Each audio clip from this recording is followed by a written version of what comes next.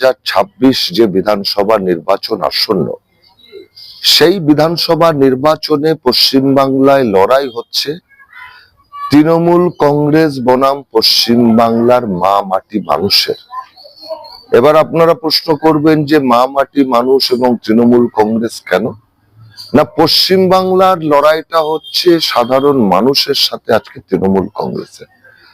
পশ্চিমবাংলার আবাল বৃদ্ধ বনিতা জাতীয়তাবাদী গণতন্ত্র প্রিয় শুভবুদ্ধি সম্পন্ন মানুষ চাইছেন যে পশ্চিমবাংলা থেকে তৃণমূল কংগ্রেসের চির বিদায় ঘটাতে, পশ্চিমবাংলা থেকে তৃণমূল কংগ্রেসকে বঙ্গোপসাগরে ছুঁড়ে ফেলার যে নীতি এবং আদর্শ মানুষ নিয়ে নিয়েছেন, যে একাট্টা হয়ে গেছেন পশ্চিমবাংলার মানুষ। ভারতীয় জনতা পার্টিকে পশ্চিমবাংলার মানুষ দুহাত তুলে আশীর্বাদ করেছেন। ভারতীয় জনতা পার্টির নেতৃত্বে সাধারণ মানুষের আশীর্বাদে 2026-এ ভারতীয় জনতা পার্টির সরকার পশ্চিমবাংলায় প্রতিষ্ঠিত হচ্ছে। মমতা ব্যানার্জি একসময় মা মাটি মানুষের কথা বলেছিল, সেই পশ্চিমবাংলার মা আজ ধর্ষিতা, পশ্চিমবাংলার মাটি আজ রক্তাক্ত। আর পশ্চিমবাংলার মানুষ নিয়ে যে রক্তের হোলি খেলা তৃণমূল কংগ্রেস সারা পশ্চিমবাংলা জুড়ে কায়েম করেছে। পশ্চিমবাংলার গণতন্ত্রকে আজ যেভাবে ধর্ষণ করে গলা টিপে হত্যা করেছে তৃণমূল কংগ্রেস, এই গণতন্ত্রকে পুনঃপ্রতিষ্ঠা মানুষ চাইছেন। তাই মানুষের যে স্লোগান, পাল্টানো দরকার, চাই বিজেপি সরকার, এবং পশ্চিমবাংলায় বিজেপির সরকার প্রতিষ্ঠিত হচ্ছে। এবং আমার নদিয়া উত্তর সাংগঠনিক জেলায় যে 7টা বিধানসভা আছে, আমরা 7টাতেই জিতবো।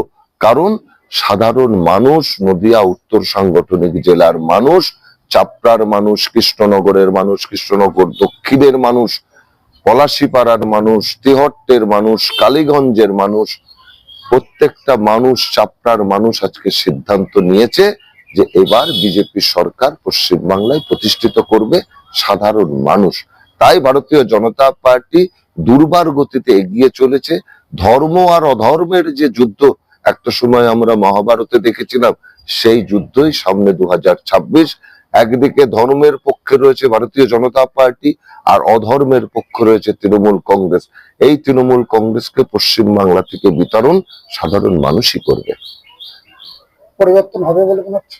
100% পরিবর্তন হবে। মানুষ চাইছেন, মানুষ মুখিয়ে রয়েছে, দুহাত তুলে ভারতীয় জনতা পার্টিকে আশীর্বাদ করবার জন্য মানুষ বসে রয়েছেন, মানুষ আলোচনা করছেন। আপনারা আজকে দেখলেন যে আমাদের তেহট্ট এবং পলাশীপাড়ার, তেহট্টর সুব্রত কবিরাজ এবং পলাশীপাড়ার অনিমা দত্ত, আপনারা দেখলেন হাজারে হাজারে মানুষ মিছিলে হেঁটেছে এবং দুধারে সাধারণ মানুষ আশীর্বাদ করেছে, জয় শ্রীরাম বলেছে, ভারতীয় জনতা পার্টি জিন্দাবাদ বলেছে, যে যেরকম পেরেছে আমাদের সাথে সহযোগিতা করেছে।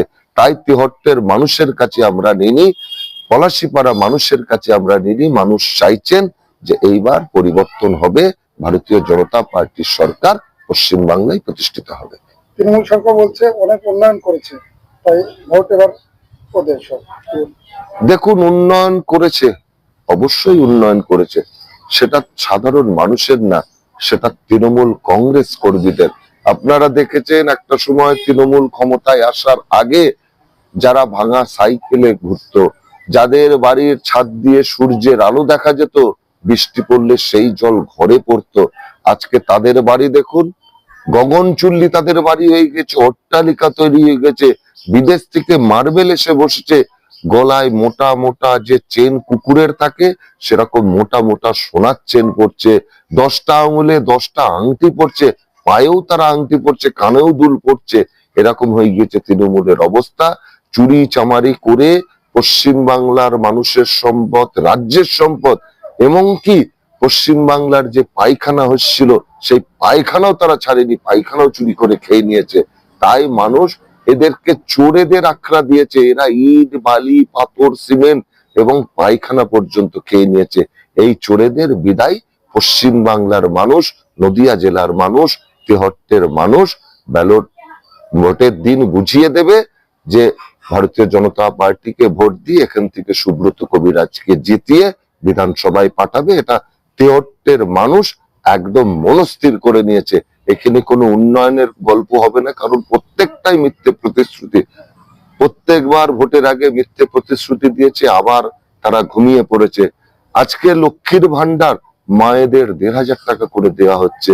আমরা ক্ষমতায় আসলে শুধু মায়েদের 1,500 টাকা না, মা বোনদের আমরা কর্মসংস্থানেরও সুযোগ করে দেব। আমরা সেই লক্ষ্মীর ভান্ডার অন্নপূর্ণা ভান্ডারে রূপান্তরিত করব। 1,500 টাকাটা 3,000-এ রূপান্তরিত হবে। আগামী দিন উত্তরোত্তর সেই টাকা বৃদ্ধি পাবে। এবং শুধু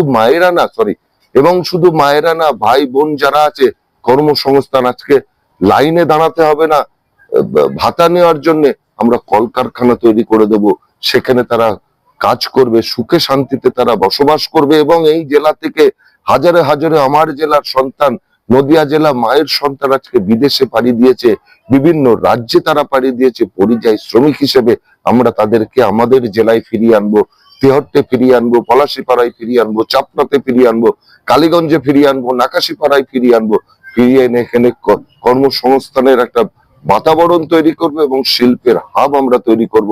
আমাদের এই নদিয়া জেলার যারা ভাইরা আজকে পেটের টানে কর্মসংস্থান নেই বলে আজকে পেটের টানে তারা বিজেপি শাসিত অন্যান্য রাজ্যে তারা কর্মের জন্য গেছে, ঘর সংসার সন্তান সন্ততি বৃদ্ধ বাবা মাকে ছেড়ে তাদের কতটা দুঃখ আমরা জানি।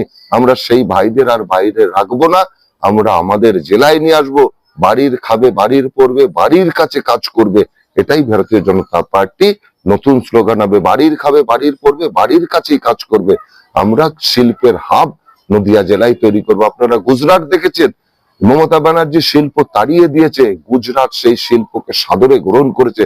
গুজরাটে কেউ বেকার নেই, কেউ ভাতার লাইনে দাঁড়ায় না, সেখানে সবাই ভালো ভালো টাকার কাজ করছে এবং সন্তান সন্ততিদের ভালো রাখছে। আমরাও চাই আমাদের যে ভাইরা আজকে পেটের টানে বাইরে চলে গেছে তাদেরকে আমরা ফিরিয়ে আনবো।